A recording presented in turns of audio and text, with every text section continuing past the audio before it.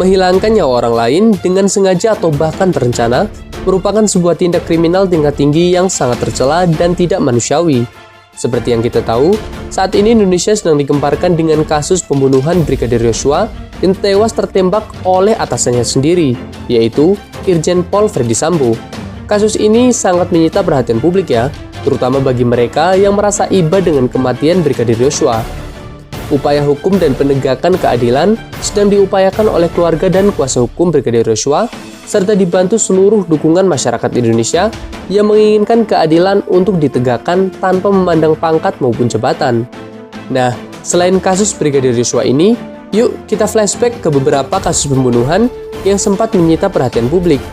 Yuk, Fakta Fiktif sudah merangkumnya dalam kasus pembunuhan yang sempat viral di Indonesia. Sebelum masuk ke videonya, Mimin ingetin sekali lagi nih, untuk tekan tombol subscribe dan nyalakan notifikasi loncengnya, agar tidak ketinggalan video-video menarik dan unik dari Fakta Fiktif. Cus, let's do the shall we? Kasus pembunuhan yang pertama adalah kasus Kopi Mirna. Masih ingat kan? Kasus Mirna terjadi pada Januari 2016 silam, yang juga sangat menyedot perhatian publik selama berbulan-bulan lamanya. Mirna dibunuh oleh teman akrabnya sendiri, Jessica Kumala Wongso. Perempuan cantik itu meninggal dunia akibat terjadi korosi pada lambungnya. Pendarahan di lambung menyebabkan Mirna akhirnya tidak dapat diselamatkan dan meninggal dunia. Peristiwa itu berawal dari pertemuan antara Mirna dan Jessica Kumala Wongso di Oliver Cafe Grand Indonesia pada 6 Januari 2016 lalu. Dalam kasus tersebut, Jessica Kumala Wongso disebut sengaja mencampurkan zat berbahaya, yaitu sianida, ke dalam kopi yang diminum sahabatnya sendiri, Wayan Mirna Solihin. Nah, kasus persidangan ini berlangsung cukup lama loh, karena diwarnai oleh banyak kontroversi, seperti yang terjadi pada saat ini. Namun pada akhirnya, Jessica Kumala Wongso dinyatakan bersalah oleh hakim dan dijatuhi hukuman kurungan 20 tahun penjara. Kasus Rian Jombang mungkin menjadi salah satu kasus pembunuhan yang tergolong sadis sebab menjadi kasus pembunuhan berantai sekaligus kasus mutilasi yang pernah terjadi di Indonesia. Awalnya, kasus ini terungkap lewat ditemukannya sebuah mayat yang termutilasi di Jakarta tahun 2008 silam. Korban diketahui bernama Heri Santoso.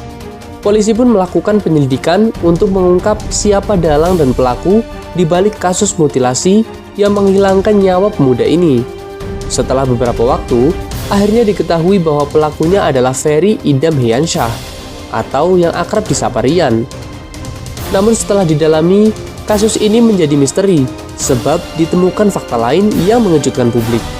Ternyata Rian ini sudah melakukan pembunuhan-pembunuhan lain dan menguburkan para korban di halaman belakang rumahnya yang terletak di Jombang. Diketahui, setidaknya sudah ada 11 orang yang pernah menjadi korban dari keganasan Rian. Akhirnya, setelah menjalani proses persidangan pada tahun 2009, Rian dijatuhi hukuman mati oleh pengadilan.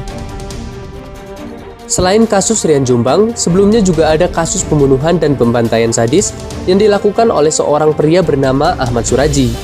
Seorang peternak asal Deli Serdang ini tertangkap setelah penemuan mayat oleh pihak kepolisian yang diduga adalah korban kekejian Ahmad Suraji pada 27 April 1997 silam.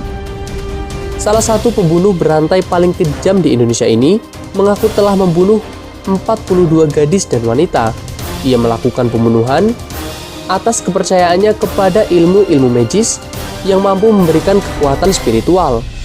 Pembunuhan berantai ini dilakukan dari tahun 1986 hingga 1997. Bahkan, Suraji mengaku menerima bisikan gaib untuk membunuh 72 perempuan.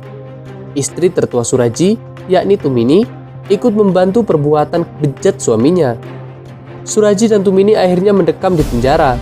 Kisah Suraji ini bahkan ditulis dalam buku The Bastard Legacy, warisan legendaris para bedebah, karya Jonathan pada 2015 lalu, dan juga tertulis pada majalah Indisari edisi Juli 2017.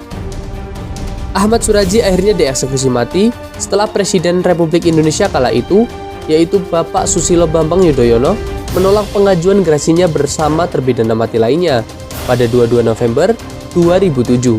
oleh Majelis Hakim Pengadilan Negeri Lubuk. Ia dieksekusi pada 10 Juli 2008 oleh tim eksekusi Brigadir Mobil Sumatera Utara.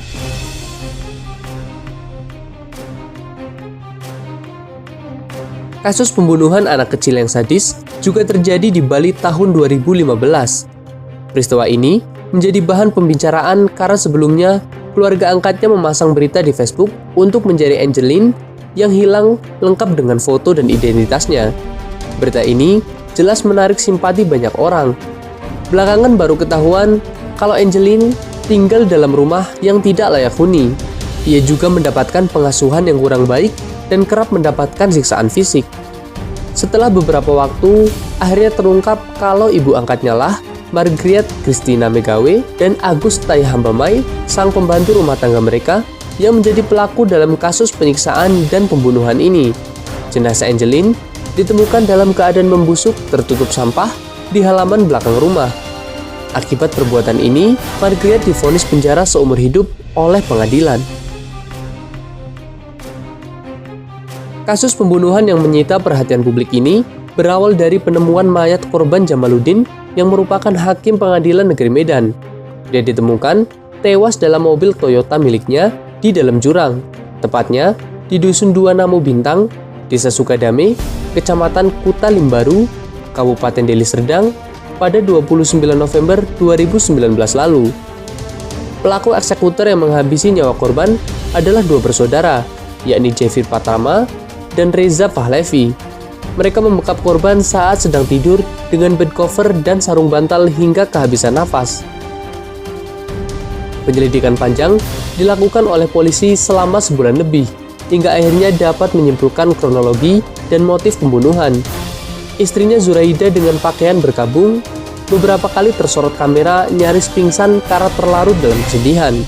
Dia bahkan sempat meminta kepada polisi agar mengungkap dan menangkap pelaku pembunuhan suaminya. Namun siapa sangka, semua air mata itu hanyalah tipu muslihat Zuraida untuk menutupi fakta sebenarnya bahwa dia adalah sebagai otak pembunuhan sadis tersebut. Penyidik akhirnya menetapkan Zuraida sebagai tersangka setelah menaikkan statusnya dari saksi. Di persidangan lain, terbongkar jika terdakwa Zuraida dan Jeffrey Pratama juga menjalin perselingkuhan. Percintaan ini juga melatar belakangi permintaan Zuraida ke Jeffrey agar membunuh suaminya saat itu. Selain itu, dia juga menjanjikan sejumlah imbalan.